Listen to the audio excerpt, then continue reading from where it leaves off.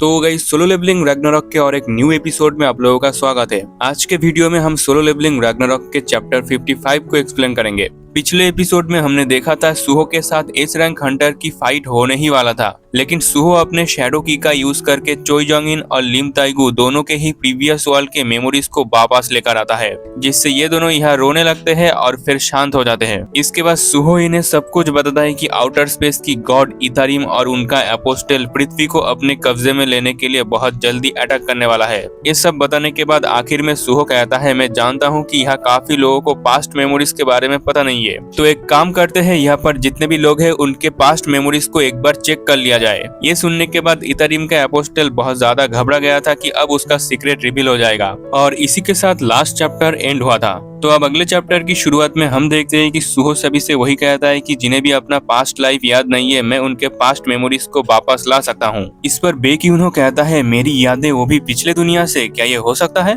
पास खड़ी बेकमिहो कहती है, मैं जानता हूँ कि ग्रेट कैटाक्लिज्म के बाद दुनिया बहुत ही अजीब हो गई है, लेकिन ऐसी मैजिक जो पास्ट मेमोरीज को वापस ला सकता है, इसका कोई भी मतलब नहीं बनता। तो डैड, क्या आपको ये डेंजरस नहीं लगता? पर हम देखते हैं बेक्यूनो सुहो का हाथ पकड़ता है और कहता है, मुझे सुहो के ऊपर पूरा भरोसा है, और फिर वो इस शैडो की को अपने अंदर घुसा लेता है, जिससे आसपास काफी ऑरा रिलीज हो रहा था। ये देखने के बाद उसकी बेटी बेकमिहो कहती है, मैंने बताया था कि ये बहुत ही खतरनाक हो सकता है। बट आगे हम देखते हैं बेक्यूनो यहाँ पर रो रहा था, और रोते हुए वो कहता है, मैं इन सभी यादों को कैसे भूल गया। सच में पास्ट की इन मेमोरीज को महसूस करने के बाद मुझे बहुत ही अच्छा फील हो रहा है। ये सुनने के बाद बेकमिहो तो यहाँ पर शॉक हो गई थी, लेकिन उसके पीछे खड़ा इथारिम का एपोस्टल चुपचाप खड़ा था, और वो अपने मन में कहता है, सुहो का ये न्यू पावर मेरे लिए बहुत ही प्रॉब्लम क्रिएट कर सकता है। मुझे नहीं पता था कि ये दुनिया एक बार रिसेट हो चुका है। इसका मतलब सुहो का वो शैडो की मुझ पर काम नहीं करेगा, क्योंकि मैं इस दुनिया का ही नहीं हूँ, और अगर ऐसा हुआ तो ये बहुत ही हाई पॉसिबिलिटी है कि मैं सभी के नजरों में आ जाऊंगा सस्पिशियस के तौर पर।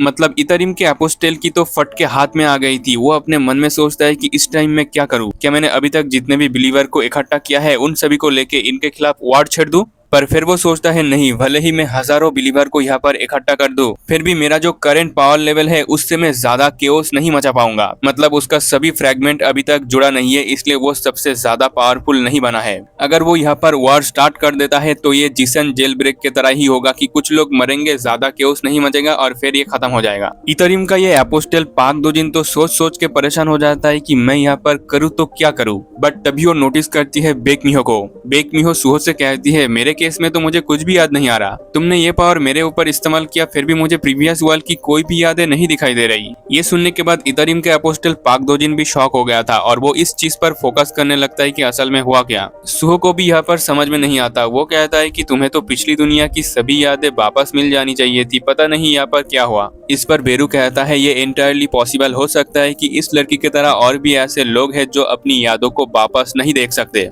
वही बेकमिहो बेरू को देखकर कहती है कि ये कमजोर दिखने वाला कीड़ा तुम्हारे साथ क्या कर रही है। यह सुनने के बाद बेरू तो गुस्सा हो जाता है कि तू कमजोर किसको बोल रहा है, मैं तुझे टुकड़े टुकड़े कर दूंगा। और गाइस, हमें पता है कि बेरू कितना ज्यादा पावरफुल है। इस रैंक हंटर उसके सामने कुछ भी नहीं है, बट अभी इस टाइम बेरू के पास अपना फुल पावर नहीं है, इसलिए वो थोड़ा सा कमजोर दिख रहा है। खैर आगे सुहो बेरू से कहता है कि तुम अपना एक्सप्लेनेशन खत्म करो कि बेकमिहो की यादें वापस क्यों नहीं आ रहा। बेरू एक्सप्लेन करके बताता है कि प्रीवियस वर्ल्ड 20 साल पहले इसी टाइमलाइन के अंदर थी, और उस दुनिया में माना भी एग्जिस्ट करती थी, लेकिन जैसा कि संग जिन्मू ने इस दुनिया को रिसेट कर दिया, उसके वजह से इस दुनिया में ग्रेट कैटाक्लिज्म हुआ ही नहीं। इसलिए पास्ट वर्ल्ड और अभी के वर्ल्ड के बीच काफी डिफरेंस है। मतलब गाइस, अभी के वर्ल्ड में कुछ ऐसे भी लोग एग्जिस्ट करता है जो प्रीवियस वर्ल्ड में नहीं थे, जैसे कि बेकमिहो। हमें पता है कि उन्होंने प्रीवियस वर्ल्ड में शादी नहीं की थी, इसलिए उसका कोई बच्चा भी नहीं हुआ था। तो जब बेकमिहो प्रीवियस वर्ल्ड में नहीं थी तो उसे पास्ट मेमोरीज कैसे याद आएगा? इसी वजह से उसे कोई भी मेमोरी याद नहीं आ रहा। इसे सुनने के बाद इथारिम के एपोस्टल पाक दोजिन को भी एक बहाना मिल जाता है कि चलो एटलीस्ट मैं ये बता पाऊंगा कि मुझे भी कुछ याद नहीं आ रहा।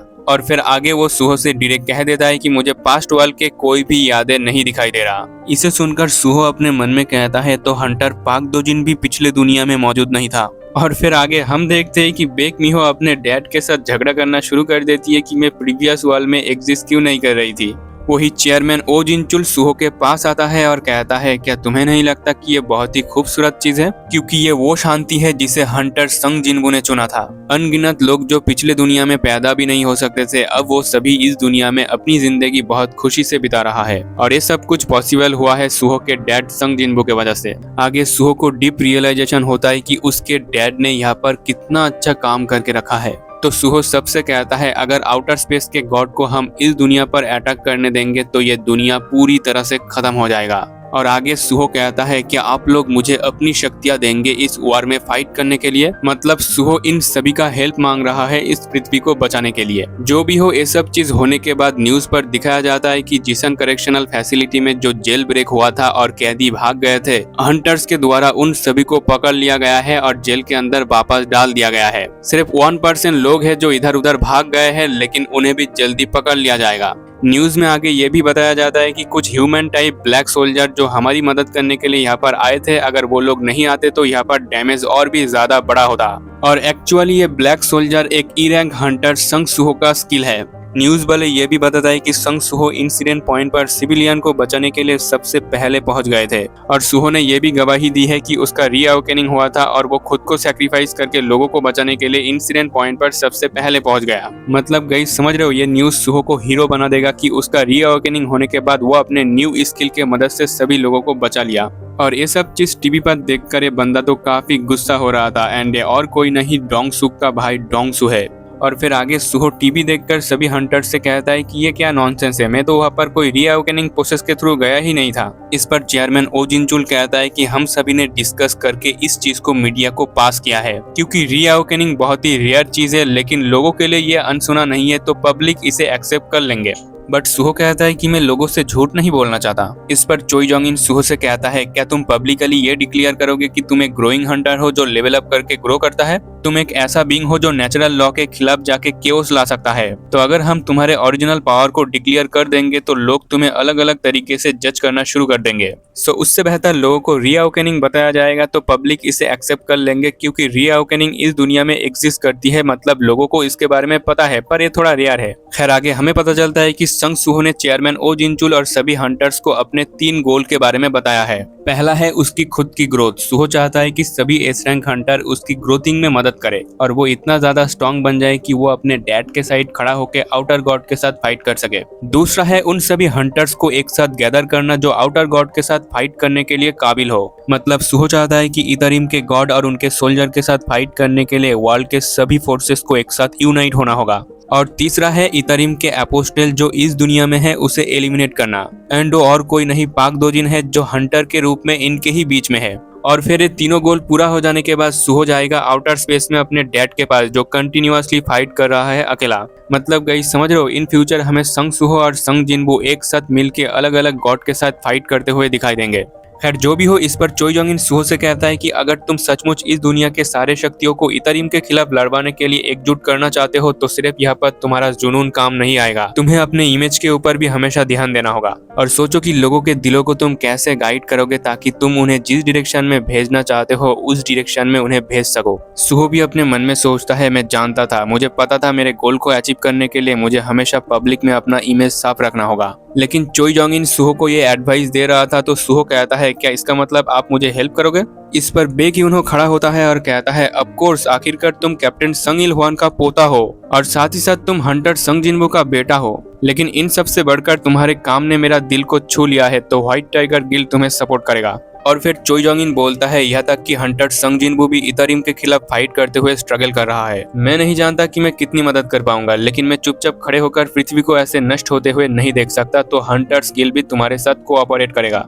वही इधर चेयरमैन जिनचुल अपने मन में सोचता है कि बेक्यूनो और चोई जोंग इन दोनों ही मान गया है, अब सिर्फ बचा है एक ही और वो है लिम ताइगू। बट लिम ताइगू को देखकर लग रहा था कि वो तैयार नहीं है, इसलिए वो सुहो से डायरेक्ट सवाल पूछता है, क्या तुमने सच में लिम इंसंग को मारा था? सुहो कहता है, हाँ मैंने ही उसे मारा था। लिम ताइगू पूछता है, एग्जैक्टली उस टाइम लिम इंसंग के साथ हुआ क्या था? सुहो कहता है, वो स्टारडस्ट का आदी हो गया था और इतरिम के अपोस्टल के कंट्रोल में था। आगे लिम ताइगू पूछता है कि तुमने उसके साथ कांटेक्ट क्यों किया? सुहो कहता है, मैंने कंफर्म किया था कि लिम इंसंग इतरिम के साथ मिलकर उनकी मदद कर रहा है, तो मैं उसके पास गया था कुछ इन्फॉर्मेशन निकालने के लिए।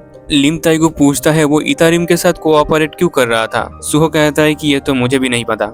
इस पर लिम ताइगू अपने मन ही मन कहता है कि मैं ऑलरेडी जानता हूँ ये संग सुहो की गलती नहीं है, फिर भी मैं उससे ऐसे सवाल क्यों कर रहा हूँ। मतलब लिम ताइगू यहाँ पर काफी उदास बैठा हुआ था। ये देखकर सुहो कहता है, हंटर लिम ताइगू, मैं जानता हूँ कि आप बहुत ही क्यूरियस हो लिम इनसंग के फाइनल मोमेंट के बारे में जानने के लिए। मुझे पता है कि आप जानना चाहते हो कि लिम इनसंग आखिरी पलों पर क्या सोच रहा था, क्या फील कर रहा था और क्या बोल रहा था। ये सुन के लिम ताइगू भी हैरान हो जाता है और फिर आगे सुहो कहता है, लिम इनसंग अपने आखिरी पलों पर स्माइल कर रहा था, हंस रहा था। इसे सुनकर तो लिम ताइगू और भी ज्यादा शॉक होता है और फिर आगे सुहो बताता है कि लिम इनसंग के आखिरी पलों पर उसके चेहरे पर स्माइल था। मुझे नहीं पता कि उसने ऐसा एक्सप्रेशन क्यों रखा था, पर मुझे लग रहा था कि वो उस टाइम किसी चीज से बहुत ज्यादा सेटिस्फाई था या फिर वो सब कुछ छोड़ देने के बारे में सोच रहा था। लेकिन जो भी हो, लिम इनसंग के उस मुस्कुराहट के पीछे सुहो को एक कड़वाहट महसूस हुआ था और एट द एंड सुहो को जो फील हुआ था कि लिम इनसंग अपने आखिरी पलों पर खो नहीं गया था। मतलब अंत तक वो इतरिम के कंट्रोल में नहीं था, उसने अपने ऊपर कंट्रोल ले लिया था। एंड लास्ट में लिम इनसंग ने सुहो के ऊपर एक गहरा इंप्रेशन छोड़ के गया था। ये सुनने के बाद लिम ताइगू यहाँ पर रोने ही वाला था, लेकिन वो खुद को कंट्रोल करता है और बोलता है, लिम इनसंग सच में वो हमेशा ऐसा ही इगोइस्टिक था। मतलब इससे हमें पता चलता है कि लिम ताइगू को लिम इनसंग की सच में फिक्र थी, लेकिन लिम इनसंग हमेशा इसे मारना चाहता था। लिम इनसंग को आखिर तक पता नहीं चला कि लिम ताइगू उससे कितना प्यार करता था।